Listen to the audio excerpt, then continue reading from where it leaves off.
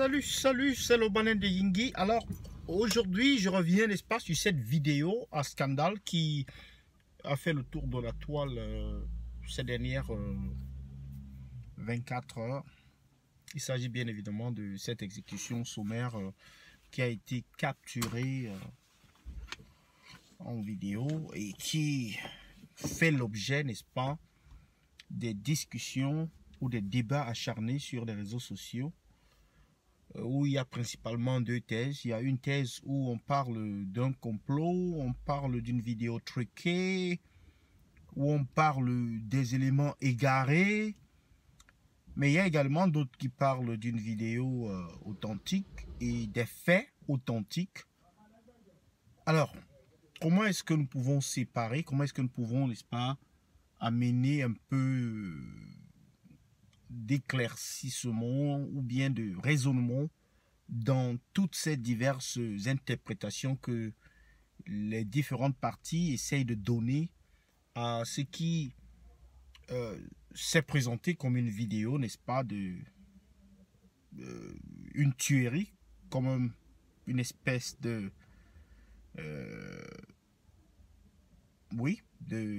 d'exécution. Une exécution de deux femmes et de deux enfants. Bon, voilà. Quelle que soit, n'est-ce pas, la définition que vous donnez à cette vidéo, ou bien l'authenticité ou la non-authenticité que vous donnez à cette vidéo, que ce soit la valeur en termes de... c'est-à-dire de vérité.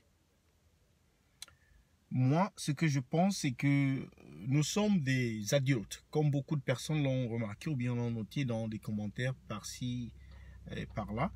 Nous sommes des adultes. Cette vidéo m'a semblé très authentique. Et cela est le cas pour beaucoup qui l'ont regardée. Maintenant, si elle est fausse, alors nous avons besoin de voir, n'est-ce pas,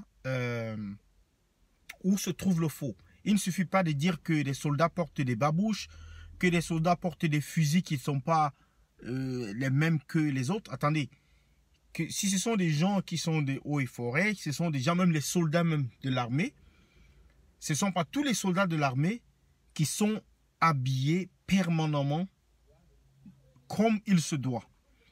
Dans cette zone où il fait extrêmement chaud, il est tout à fait normal qu'un soldat porte ce qu'on appelle les matangas, ou bien qu'il porte des babouches, ou qu'il porte simplement des sans confiance. Cela est tout à fait normal dans cette zone du pays. Maintenant, en ce qui concerne les armes, vous n'avez qu'à regarder les soldats même qui interviennent au nord-ouest du Cameroun, où on a vu très généralement beaucoup d'images. Là-bas, c'est le bir. Ils s'habillent différemment. Parce qu'il ne faut pas confondre le bir et, n'est-ce pas, les soldats de l'armée de terre. Alors, il y avait un groupe de soldats, forcément. Moi, j'ai vu des soldats qui sont habillés pratiquement en civil. Ça dépend de la zone et ce qu'ils ont comme mission.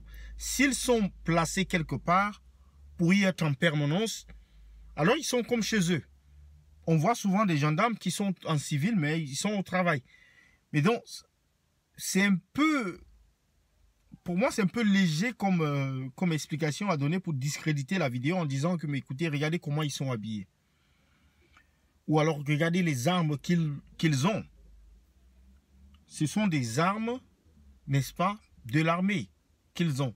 Ce sont des armes qu'une armée, surtout en Afrique, peut avoir. Nous ne sommes pas dans un pays aussi développé. Écoutez, tout ce que nous avons là-bas, c'est-à-dire notre développement est à la lumière de notre devenir.